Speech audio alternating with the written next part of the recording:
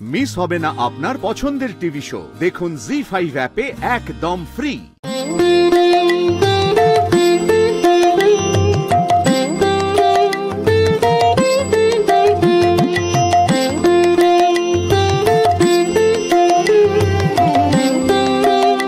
আজ কৃষ্ণাষ্টমী, জন্মাষ্টমী, তাই জয় কৃষ্ণ রাধা বলে কৃষ্ণের জন্য রাধা হবে তার প্রিয় রান্না।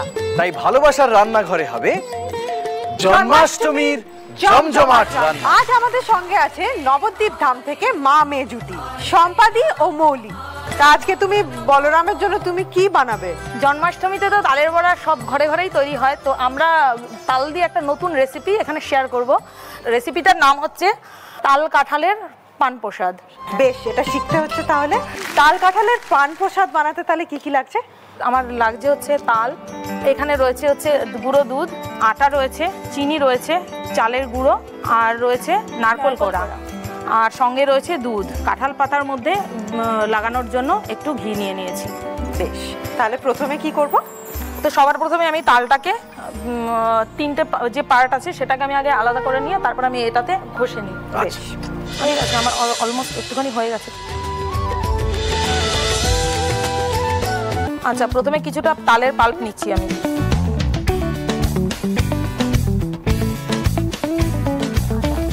এইবার কিছুটা আটা দেব। আচ্ছা, এইবার কিছুটা চালের গুঁড়ো। এই যে জিনিসটা তৈরি হবে এটা ঠিক করার জন্য, মানে ব্যাটারটা যখন আমি ভাপে বসাবো তো ওটা জমার জন্য চালের গুঁড়োটা আমি ইউজ করছি, আর কিছুটা আটাও, আর কিছুটা গুঁড়ো দুধ আমি এর মধ্যে অ্যাড করছি। আচ্ছা, কিছুটা নারকেল কোড়া আমি এর মধ্যে অ্যাড করছি। এবার একটু চিনি অ্যাড করছি। আচ্ছা,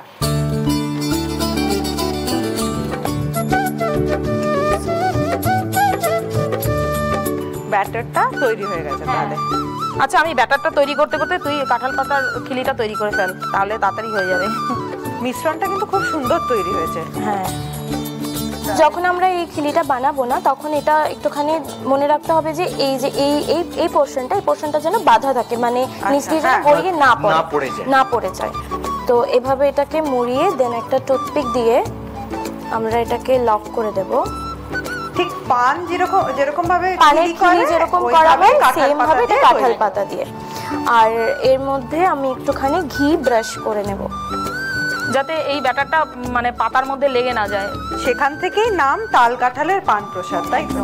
এই এর মধ্যে যে একটা তার জালি দেওয়া রয়েছে দেখতে পাচ্ছি, এইটা কি কারণে দেওয়া? ওখানে জল রাখা রয়েছে, তার জালি দেওয়া রয়েছে। জিনিসটা এইভাবে তৈরি করা হয়েছে, এটা তো যেমন তেমন ভাবে রাখলে তো পড়ে যাবে আর ব্যাটারটা বেরিয়ে যাবে।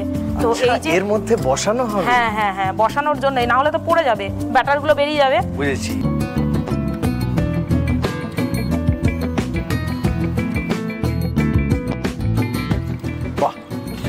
এইবারে স্টিমটা বাড়িয়ে দেবো। এবার এটা ভাপে দিয়ে রাখবো, তারপরে আস্তে আস্তে এটা টাইট হয়ে একদম খুব সুন্দর হয়ে একটা পিঠের আকারে তৈরি হয়ে যাবে। তাল কাঁঠালের পান প্রসাদ কি তাহলে রেডি? হ্যাঁ, অলমোস্ট রেডি। এবার আমি একটুখানি চেক করে নেব, একটা টুথপিক দিয়ে আমি এটা ঢুকিয়ে আমি একটু চেক করে নেব। তাল কাঁঠালের পান প্রসাদ দারুণ দেখতে হয়েছে। কিন্তু চলছে আমাদের ভালোবাসার রান্নাঘরে জন্মাষ্টমীর জমজমাট রান্না। এর আগে আমরা দেখেছি নবদ্বীপের মা মেয়ে জুটির রান্না, আর এবার মায়াপুরের ইসকন থেকে দুই মাতাজি প্রীতি ভক্ত এবং যমুনা। হরে কৃষ্ণ। যমুনা, তুমি কতদিন ইন্ডিয়াতে রয়েছো? 18 বছর ধরে মায়াপুরে বাস করেছে। 18 বছর ধরে মায়াপুরে আছো? আচ্ছা, কোন দেশের বাসিন্দা? আমি রাশিয়া থেকে।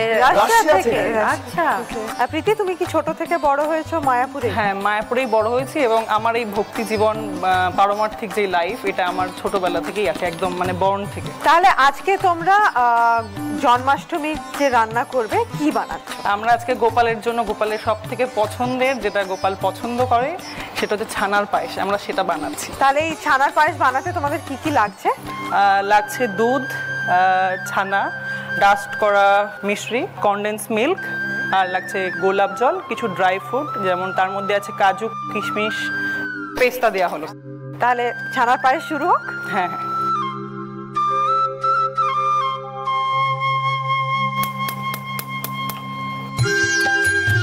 তাহলে প্রথমে কড়াইতে হ্যাঁ, প্রথমে কড়াইতে দুধ, কড়াইতে কতখানি দুধ? 1 লিটার।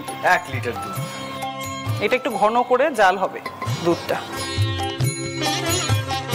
যমুনা, তুমি ইন্ডিয়াতে এসে রান্না শিখেছো? হ্যাঁ, গোপালের জন্য কি কি বানিয়েছো তুমি?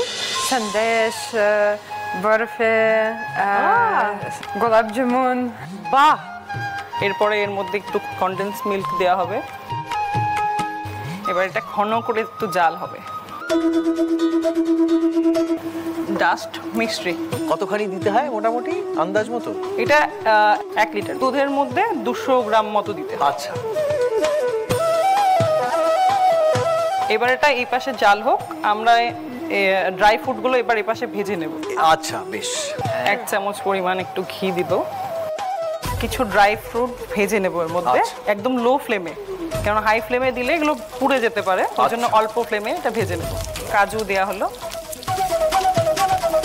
আচ্ছা, আজকের দিনে তোমরা মায়াপুরে কিভাবে জন্মাষ্টমী পালন করো?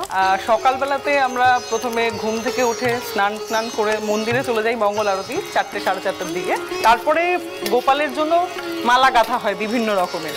তা মালা তৈরি করার পরে তারপরে হয় হচ্ছে গোপালের দর্শন আরতি। দর্শন আরতি হচ্ছে মানে ভগবানকে কিভাবে শৃঙ্গার করা হয়, কিভাবে সাজানো হয় গোপালকে। তো সাজানোর পরে তারপরে বিভিন্ন রকমের দ্রব্য রান্না হয়। আমাদের সব মাতাজিরা মিলে বিভিন্ন ধরনের লাড্ডু, যেমন তিলের নাড়ু, মালপোয়া, তারপরে বিভিন্ন রকমের বোঁদের লাড্ডু, তালের বিভিন্ন রকম পিঠে, পায়েস, এই সমস্তগুলো বানানো হয়। কেন গোপাল যেহেতু ছোট, তো তাকে ম্যাক্সিমাম আমরা মিষ্টি জাতীয় দ্রব্যই বেশি দেই আর কি, দুধ দিয়ে যেগুলো তৈরি করা হয় সেই সমস্ত জাতীয়। তার মধ্যে গোপালের যেটা বেশি পছন্দের সেটা হচ্ছে ক্ষীরের পায়েস। আচ্ছা আচ্ছা, গল্পের মাঝখানে একটু এগুলো তুলে নিচ্ছি। হ্যাঁ, ওইটাই তো আসল।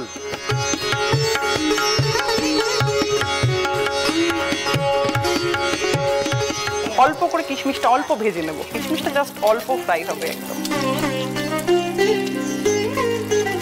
কিশমিশটা ভাজা হয়ে গেছে, তুলে নিলাম। ঠিক আছে,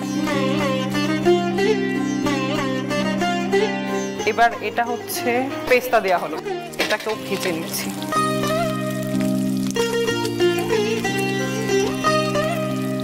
এটাকে একটু তুলে নিচ্ছি। হ্যাঁ,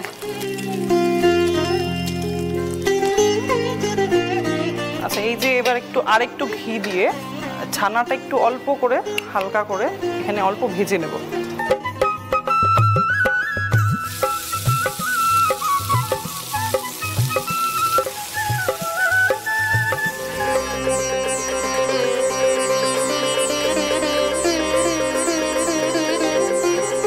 এবারে একটু গোলাপ জল দেওয়া হলো, তাই তো?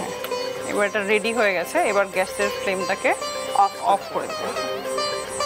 এবারে এটাকে ঠান্ডা করতে হবে, তবে ঠান্ডা হলে তারপরে ভগবানকে, গোপালকে অফার করা হবে এটাকে। গোপালের প্রিয় ছানার পায়েস তৈরি।